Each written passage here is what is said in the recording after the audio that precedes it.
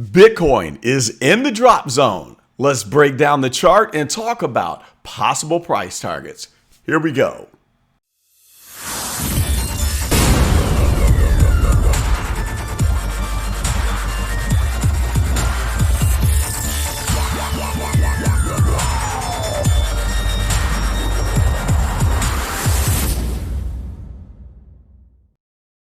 Hey, what's up, gang? It is Carlton Flowers, your crypto pro, back again with a critical update on Bitcoin. Boy, we've got some exciting action happening. And also something else that's exciting. We almost have 1,000 subs. So I think we're about at 991. Yeah, so we got 9 more to go and hit that magical number of 1,000.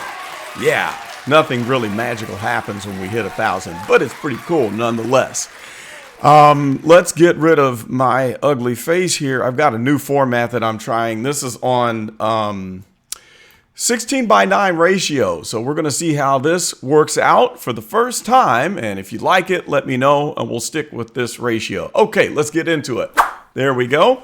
So here we are on the nice, lovely 16:9 chart for Bitcoin. And here we had our fantastic head and shoulders that we were watching before. And so one thing that kept on happening, it kept breaking out of the formation, because right here we thought this was the end of the head and shoulders and it was supposed to come down to here, and it broke out and went up again. And so then we thought this was going to be coming down, and it broke out here again. So what did Bitcoin do? I thought, wow, now we're finally coming on down. And what did it do? It popped right out and broke it for the third time. So then we started pushing down and we broke it for the fourth time. Actually, it was no longer a head and shoulders unless you're an alien with 1, 2, 3 right shoulders and 1 left. Well, at any rate, the biggest thing that's happening right now that is of significance is that we broke this blue baseline right here. So even though this head and shoulders is ugly as all get out, we still have this ascending baseline that we definitely broke through.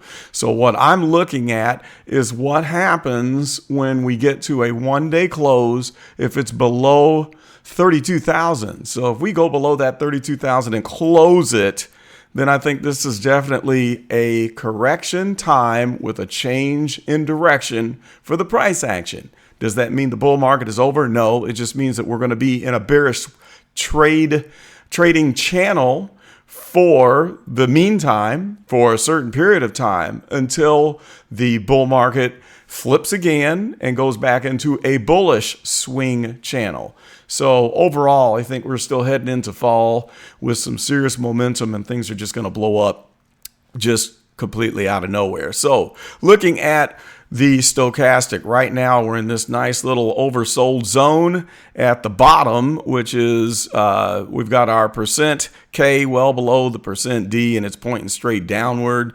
And what we normally see happen in these circumstances is it'll cross over, come back up, and it'll continue doing something like this if the momentum is strong. Something else that I always look for is this. If we start to pop back up into the purple zone, we want to look and see what the corresponding price is here. So let's say we go popping all the way back up here.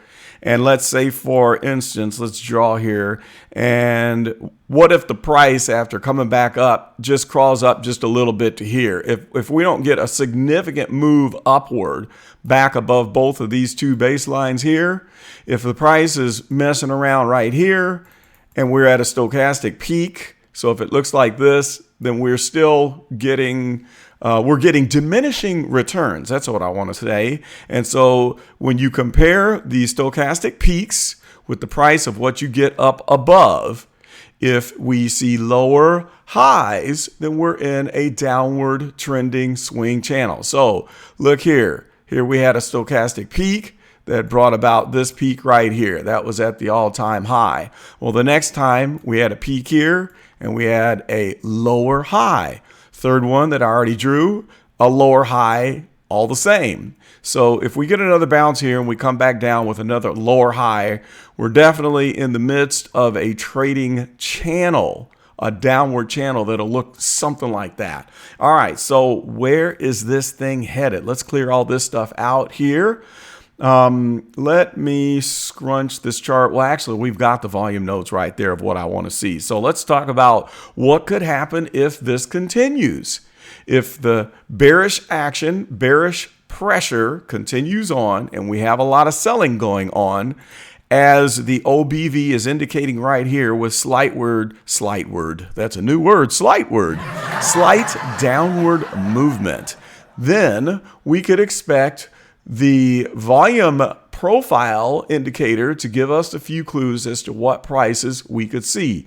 Now, we've got one sitting right here. Let's turn off drawing mode so I can see what these prices are.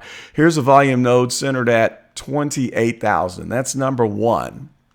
The next one is down here at 26,000. Then we have this big one here at 23,000. Okay, so there are three targets right there. Now, if things got completely crazy, here's a huge one below that at 19,460.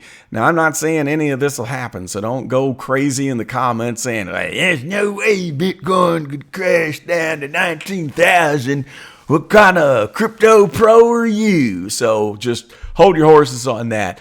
So let's put some arrows here. Here's our volume node that we just left. Okay. And so the next one that we could snap down to is right here.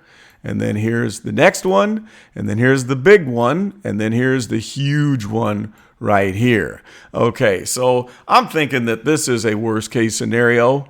Now, there are some people who have even worse case scenarios than that. Some are saying 14,000, and I even heard somebody saying it's going to break 10, and I don't see that happening with the institutional buying that's going on. But let's just scrunch down and see what's down here. In fact, let's jump to the one-day chart so we can see it a little bit more clearly. Here we go. If whomever it is that thinks that it's going to break to 9,000, we see this volume node here. Look at all that trading activity that went on at the 9,000 point. And of course, this would be below the CME gap that we never filled at 9,600.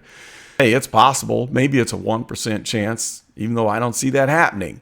But then here's that big one at 19,000. But just look at that. Look at the difference between the nodes here and how much volume traded. We had this humongous long consolidation time from here to here, okay, that feeds into this great big volume node. But I think those days are long gone, all right? So when we look out here on the one day, it makes things a lot more clear when you can see this upward ascending baseline that might give us a few hints as to where we could jump down to. So let's say if we jumped all the way down, you can see I've got a green strike zone box. In other words, when price goes below and into this box, I start to buy.